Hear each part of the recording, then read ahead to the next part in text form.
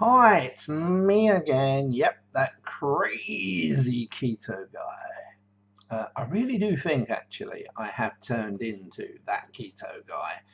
I'm one of them now that if, like the other day, I was in a bar, drinking coffee and water, so don't judge me. And a friend of mine was having a cheeseburger, boo, in a bun. Oh my god! And chips as well. So super carbs. And there was me like trying to convince him of his evil ways. So yeah, I am that keto guy, I'm afraid. I did try and buy the domain name, but it had already gone. And I looked at a couple of other options and they'd gone as well. So obviously it's quite a popular theme. Um, obviously keto's not new. It's been around for a little while, and all the bloody domain names have gone. Anyway, where to start? Well, first of all, just so you know, this is take two for this video, because about 10 minutes into the video that I'd already shot, my mum come in over there. That's it, not that side, over there. And oblivious to the fact that I was obviously recording a video, she just started tidying the room. Yes, I have a 74-year-old, soon to be 75-year-old mum who lives here, and she wanders around and cleans the place and washes my dirty linen and stuff and cooks, and not that she cooks for me necessarily, obviously because I'm on the ketogenic diet, I cook for myself. So anyway, this is a take two. Hopefully we won't get any interruptions. If we do get any more interruptions, we'll just have to go with the flow. So in my first take, I kept referring to something that was incorrect. Oh, sugar. So what I'm trying to do now is I'm just going to bring up Google, so I can at least try and use oh, whoops, can't even spell. So I can at least use the right term, hopefully. Okay, so okay, right. So as a type 2 diabetic, oh, now I've just noticed I've got a t-shirt on, wrong side, mirror, got to remember it's the mirror image, and I've got little smudges on it, and I can tell you now that that's from my brunch, my Arbroath kippers. So that's a bit embarrassing. Right, HbA1c is what I had, not what I was calling it. So it's basically, for a diabetic, it gives you a 12-week average blood sugar sort of result. Now, as I say, I've had diabetes about 15 years. In 15 years I've had diabetes, I pretty much ignored it. I had tried the ketogenic twice before. It had worked, but only lasted on both occasions exactly the same, 6 weeks. I'm so much more focused on it this time around, so much more confident. I think one of the biggest reasons of my confidence, well, there's a couple of things actually. One of the biggest things is I've gone into it this time a lot more educated. I did a lot more research. I've watched a lot more video. And in particular, I follow guys like Thomas DeLoyer. Oh, scary noise. Like Thomas DeLoyer. Dr. I'm sorry, I'm going to refer to my notes because I'll probably end up saying somebody's name wrong. So yeah, Thomas DeLoyer, I've got a lot of time for. Dr. Eric Berg, Ben Bickman, and also Dr. Jason Fung. Now, for me, those guys have got it nailed down when it comes to low carb, ketogenic. Not all of them, so much so diabetes. But certainly Jason Fong for me is the guy to go to when he talks about low carb diets and intermittent fasting in regards to combating diabetes.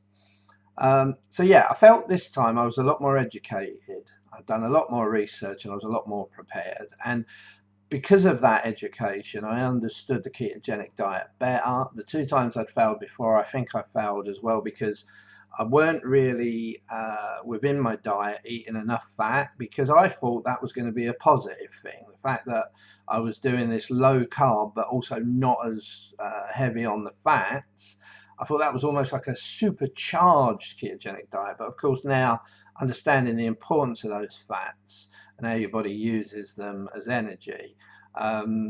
So yeah, I've done it this time, and obviously we're into week 14 now, and I feel like I've done it a lot more educated.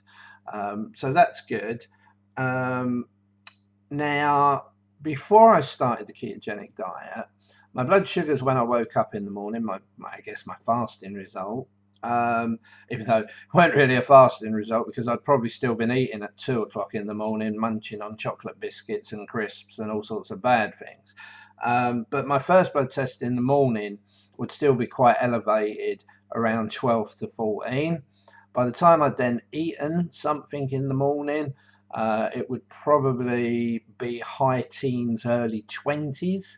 And on some occasions, probably 2 days out of 7 when I was having particularly bad days, it would even be as high as high 20s. Now, again, to give you some idea, in case you're not aware of blood sugars, an average person's blood sugar is probably somewhere in the 5 to 7 range, even 5 to 6 range, to be honest. So, yeah, I was waking up with double. By the time I'd eaten, probably treble, if not quadruple, and sometimes as much as 6 times what a normal person's would be. So, 12 weeks into my ketogenic diet, I had my first HbA1c blood test, and the results come back. I had it a week Tuesday, going back, not Tuesday yesterday, but the Tuesday before I had the test. And yesterday I met with my diabetic nurse to get the results. Now, I'm going to stall on giving you the results because I just want to mention one of the other reasons why I think I've got to week 14 and I'm still so focused and passionate and committed to the ketogenic diet is when I set my goals, the reasons why I wanted to do this. Weight loss was not at the top of the agenda. The 2 times I crashed off was because I got very frustrated with not losing any weight in those 6 weeks. Not really giving it a chance to work and not doing it the right way anyway. So this time when I set my goals, my number 1 goal was to reduce my blood sugars from the levels, as I say, that I mentioned. Number 2, which has been also ultra successful, was to reduce my diabetic medication. And I can tell you now that I've reduced all of my diabetic medication, both the 2 insulins I was injecting and the tablet medication, by between 50 to 60%, at least 50 to 60%. I've actually got rid of one of the insulins completely. That was the Lantus, the slow release. I was taking 14 units a day. I now take none.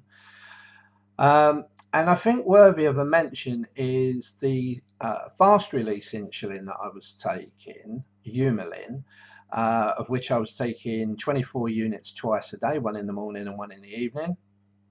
I now take 8 units twice a day. So I've actually reduced that by 66%, both the morning and the evening.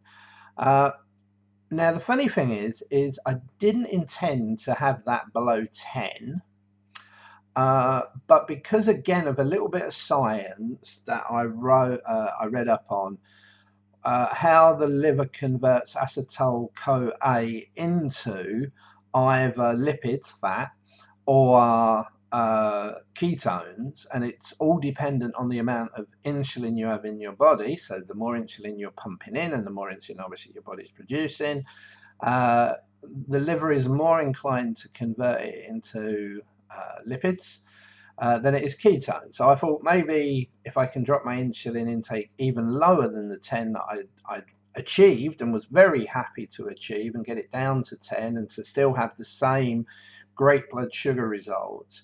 Over the last 2 weeks, including this week, I've reduced it again. I've reduced it down to 9 last week, and I've reduced it down to 8 this week.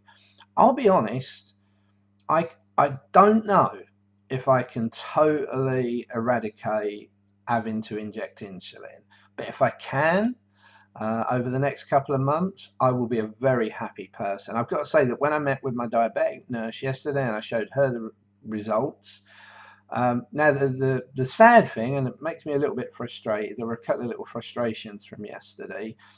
One, she's not actually a diabetic specialist. She's just standing in doing it at the moment, but does have a grasp on diabetes. So I don't think necessarily I was speaking to the best person, but she seemed highly impressed at my results. The result that she gave me, and I'll get to that in a minute, the HbC1a, as to what my blood sugars were over the last 12 weeks, but also my information that I gave her on how I'd reduced my medication. And she said, moving forward, maybe it would be possible to totally eradicate the need for insulin. That would be great. So we'll see how that goes. That's another little challenge, a work in progress. We're down to 8 now. I'm going to continue reducing it by 1 unit a week, like I did with my Humulin, until I get to about 4 units. And then after a couple of weeks of having it on 4, I'll totally remove it. Obviously, all the time I will closely monitor my blood sugars just to make sure that as we go down, it doesn't spike. I'll be honest, when it got to 10, I did think we'd reached a bit of a plateau, and that possibly was the level that I would have to maintain. But I've got to be honest, since I took it down to 8 this week, I've not really seen a jump. So it's all very positive. So anyway, on to the results. So one thing I was disappointed about is when they did my blood test, they didn't check for cholesterol. Now that, for me, I just don't get. I think that was a bit dumb. I think it was a mistake on their part, but anyway, there we go. There's no result. I really did want to see the result. My last cholesterol back in June, July time, I think it was 4.3, which it's fairly good. I mean, for a normal person, it's really good. But for a diabetic, they always want that little bit extra, keeping it low. So I would have been really interested to see, after 12 weeks of being on a ketogenic diet, if my cholesterol had gone up. She also didn't take my blood pressure, so I don't really know with that. I am going to try and get in and see the doctor who specialises in diabetes, so we can check on a couple of things, and maybe I can get my cholesterol checked somewhere else. Maybe there's like a walk-in I can do or something, just to get my cholesterol checked. So I'll look into that. But it would be good to know that it's not ballooned up just because of the ketogenic diet. But so that's why I'm quite keen to see that. So the blood sugars, the exciting bit, and this is where I put on a bit of a smug look. She said my last one, which again was June, July time, was 12.3 or 12.5. I can't remember which one she said, but I'm pretty sure it was one of those. As I say, a normal person is going to see somewhere in the 5 to 6 range, I guess. I did say that I was confident of getting it into single digits, somewhere around 9 or below. It was quite a conservative target because I was pretty sure I was going to smash 9, and I did, hence the smug face. So my HbA1c result, I don't know if I can just say A1c, hemoglobin A1c, I think I can, which was 12 odd last time, was, pause, just like in the X Factor, count to 10 in your head, announce the winner, 6. Yeah, that's amazing. It's a normal person's result, basically. I'm not suggesting for 1 minute I'm a normal person, because I definitely am not. And I'm not trying to suggest for 1 minute I've reversed my diabetes, I've cured my diabetes, or anything crazy like that, because I definitely have not. Trust me, when I have a cheat day or a semi-cheat day, my blood spikes. So I'm still very susceptible, and carbs are evil, basically. But to get a result of 6 is amazing. Now, I am, if you like, I envisaged that as that 12 weeks, that 3 months, as a quarter, and that was the first quarter, and I'm now into the second quarter, and I say this is week 14, so I'm into the second week of the second quarter. The good thing is I can have another A1C, hemoglobin A1C, blood test, on the 17th of December, so just prior to Christmas. I'm going to have it, and I'll have another consultation with the diabetic nurse to go through the results, literally on the 23rd of December, so just prior to Christmas Eve. But I think this is important for me because I don't know if I'll get a 6 again. You know, I'm certainly hoping, and it's a challenge, you know, to maintain that level. I think that's an incredible result. So it will be a challenge, you know, for the next 12 weeks with the odd treat day. You know, but we'll see. We'll see if we can maintain that, you know, and again, if I'm taking my medication down even more, that might just see a slight rise. So there's a few little factors that we've got to look at. But I think it's important that I do have that test and I do get the results prior to Christmas, because I have planned, and I will have, you know, definitely some treats over the Christmas period. I've sort of penned in Christmas Eve, Christmas Day, Boxing Day, and then New Year's Eve, New Year's Day. So 5 days. And again, I'm not going to go mad, but I do think for your quality of life, you know, you have to be sensible. But for enjoyment of life, I think you need that release. As long as you're, as I say, not going to go crazy, and you're going to be disciplined enough to get straight back on it, you know, even those couple of days in between, and certainly, you know, going back into ketosis after New Year's Day, almost like a restart. I'll probably come back on a 36-hour-ish fast, for example, like I've just done, which I'm going to come to in a minute. So yeah, you know, that's how I view it. That those days, but again, a good result for the second quarter, when I meet up with the nurse on the 23rd, will again be an encouragement. You know, almost like a pat on the back to let me have that little release, but also to give me the motivation to get straight back on it the other side of it. So all very important for me. Right. I know I just said I was going to get to something, and I've now totally forgot what I said I was going to get to. So we may remember during the video, or we may not. So the next thing I want to come to is weight. So going back to the 5 reasons I set for doing this. I mean, obviously there's a bigger one even above number 1, but it kind of is what encompasses the 5 below it. And as I say, it's that argument, quality of life over enjoyment of life. So I'm 52, 53 next year, May next year, so I'm sort of like 52 and a half, I guess. Not even that yet, quite clinging on to that 52. So I might live for arguably another 50 years. You know, who knows? I could make 100. Probably had no chance, however, with the route I was going down. the battle where enjoyment of life was winning over quality of life. But whether it's 50 years or whether it's 10, 20, 30, the thing that I know in my heart of hearts is I don't want to live those years being blind, having lost my eyesight. I don't want to spend those years having lost my legs, had a heart attack, had a stroke, all catastrophic, that's better, things that are life-changing. And they are dangers for everyone, but highlighted for diabetics. So that's like the big boy over the top.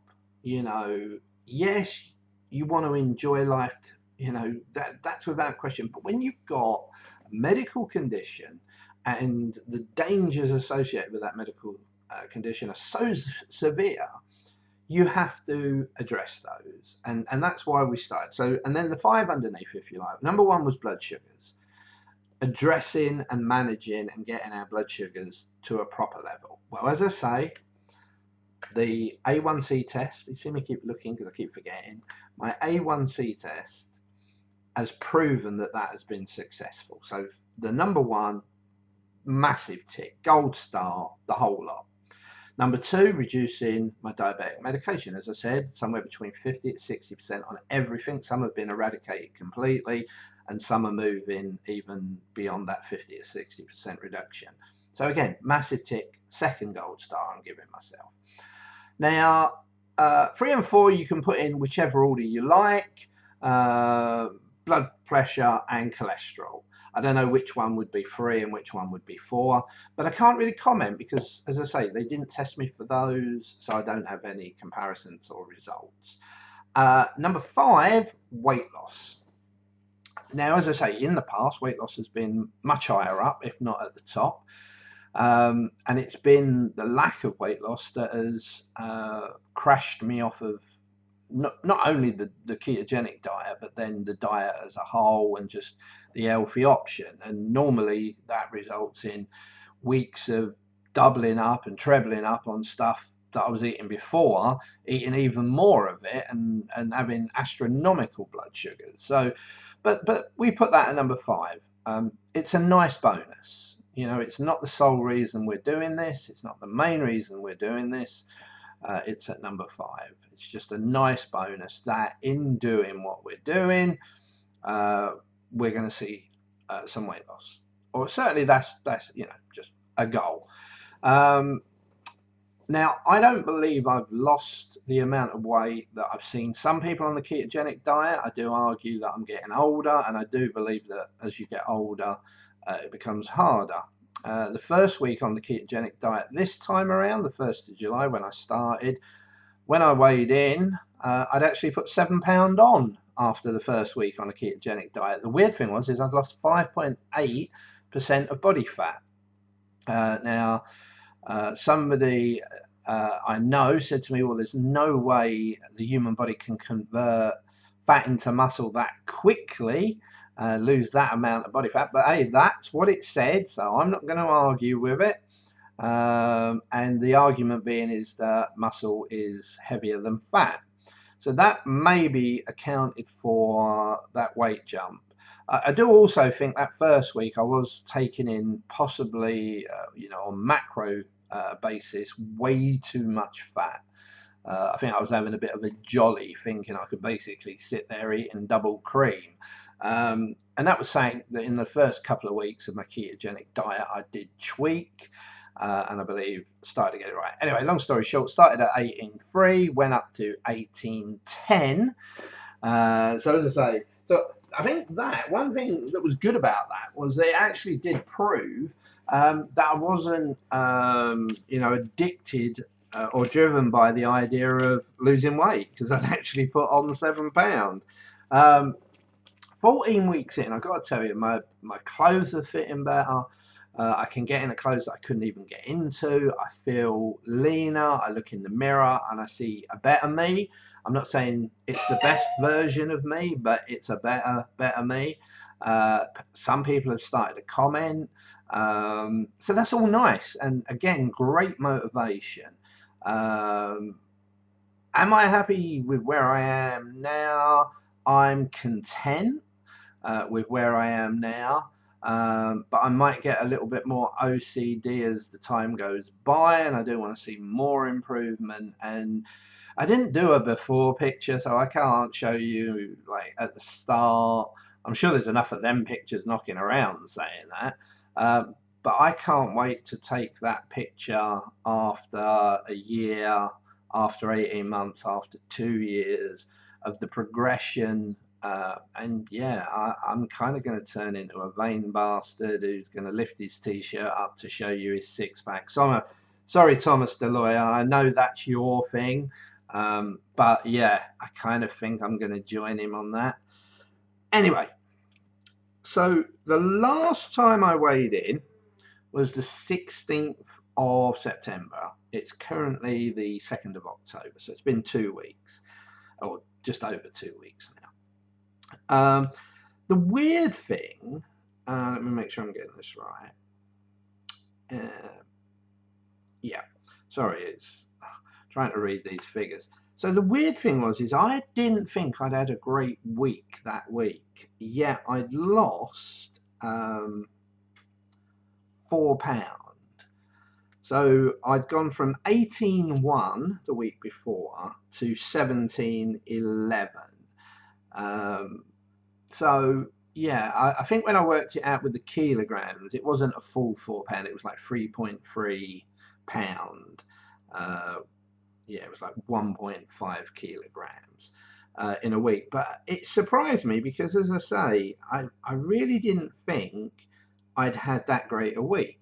The further thing was my body fat had gone up again. So I don't know, maybe that's that same argument that muscle's heavier than fat. So maybe I had a bad week really and had gone a little bit fatty and not as lean. So I don't know if that's a good thing or a bad thing. Anyway, last 2 weeks I weighed in, same scales, and I don't know. For some reason, the first week, again, I think I'd kind of had a bit of a mixed week, and I decided not to do like an announcement. I didn't even look at the results myself. I think the fact that I'd gone into the 17s the last time I weighed in, which was a big thing for me. I like the few weeks prior to that, I kept thinking I was going to go into the 17s, and we didn't have any weight loss, or we lost a pound one week and then nothing the following. So we kind of stalled, and I was like, oh, I really want to get into the 17s. And then the week when I didn't expect to be in the 17s, and I not only got in there, I jumped down to 17.11. My worry then was going back up into the 18s. So anyway, I didn't weigh in the first week. I didn't even look at the results, as I said. And this week I weighed in, as I do every Monday. If I'm in the gym, in particular, I use those scales in the gym. So these are the results for the last 2 weeks. What do I want to see when I look at them, knowing what I know? I've just remembered what I was going to mention. And that's actually a good lead into these results. So October for me, I've called it like a challenge, like an experiment, because I'm introducing a few things this time. One thing I introduced is a bunch of Perfect Keto products, the company Perfect Keto, with their exogenous ketones, their MTC oil, and their collagen. I have it in a shake form. Funny enough, I'm just due to go and make it in about 20 minutes. Just to again try and help with the whole level of ketosis I go into. I know the jury's out quite a bit on the whole exogenous ketones and whether it truly helps, but we'll see.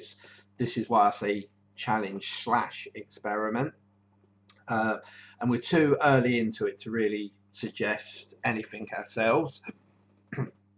So but another thing we introduced, and I do intend to do it again in November, again in December, and definitely in January after our Christmas, New Year treats, was an extended fast. So a lot of the time I'm doing intermittent fasting, and what I mean by that is I've normally had my evening meal by about 7, 8 o'clock at night. Sometimes it's a little bit later, depends on my schedule. Today will actually be later, but normally 7 to 8 o'clock.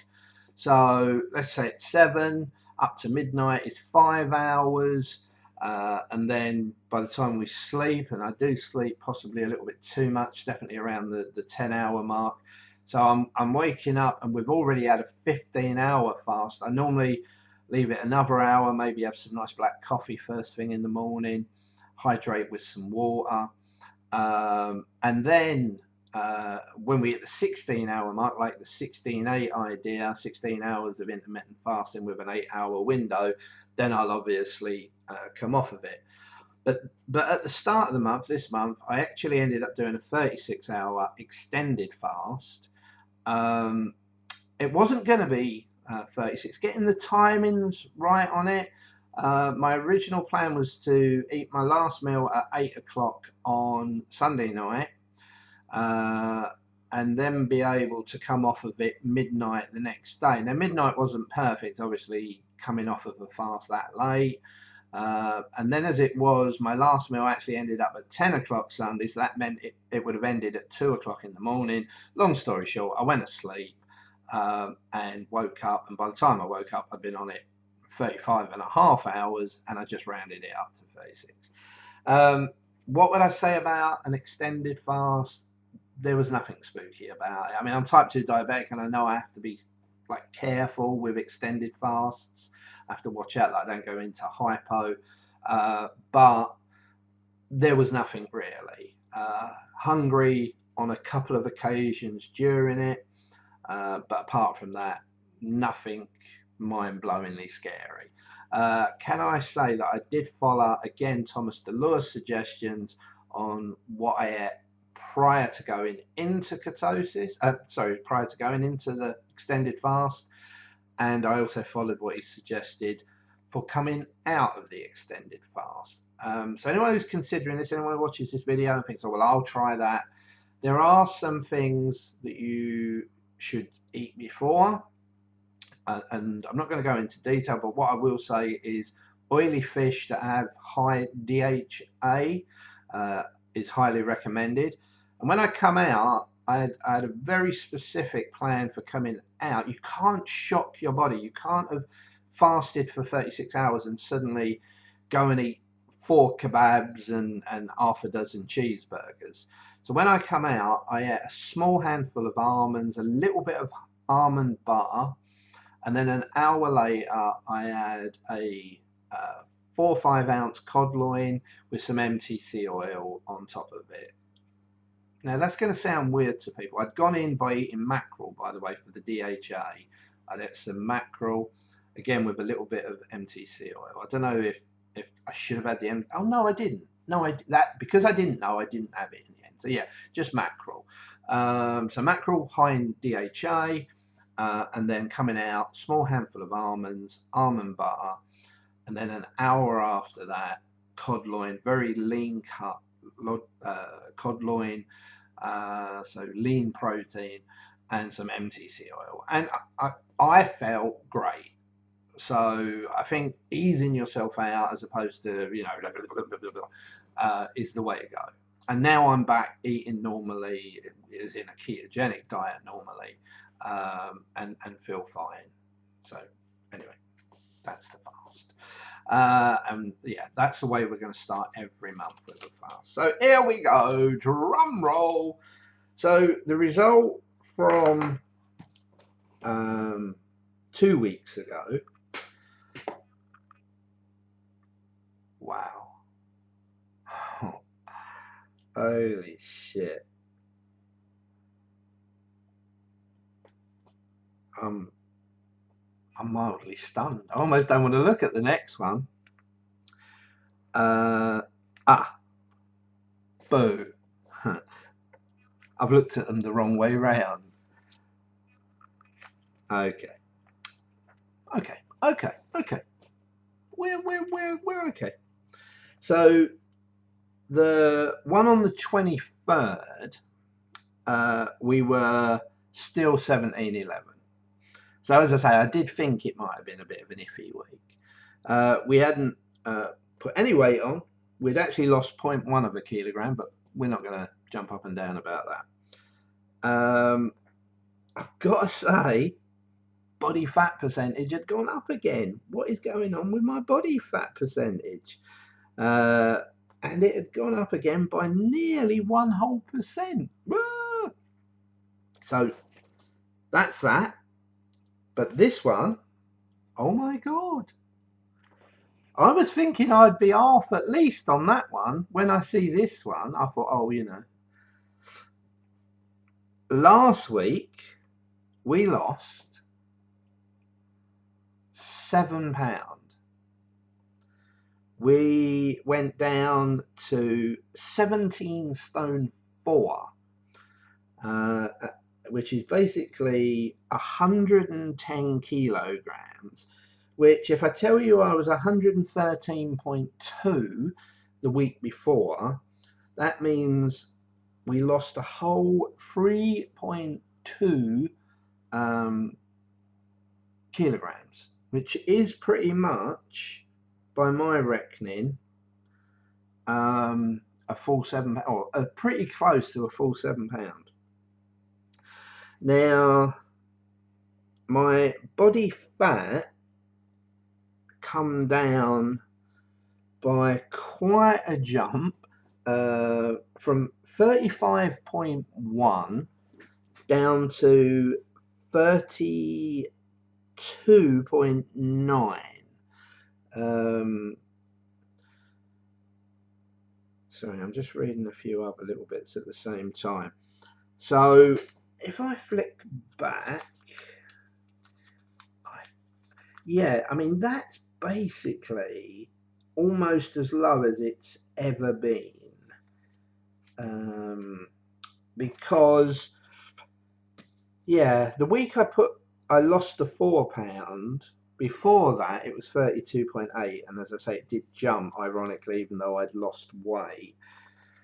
And if I tell you that when I started this, my body fat percentage was 42, and it's now 32.9, we're down just over 9%.